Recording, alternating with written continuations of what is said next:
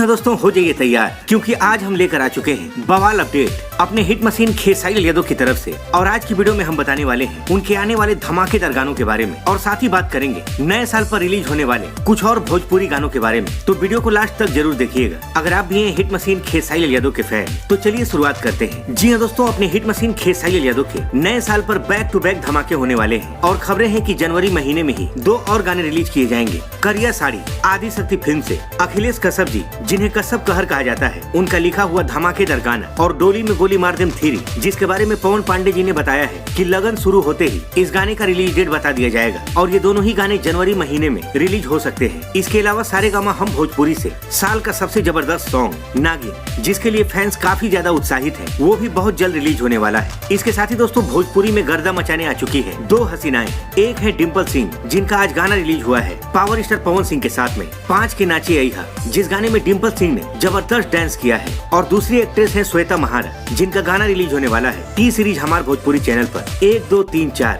जिसके संगीत ने अभी से ही धमाल मचा दिया है। तो इसी के साथ मिलते हैं अगली वीडियो में। तब तक के लिए जय हिंद, जय भोजपुरी।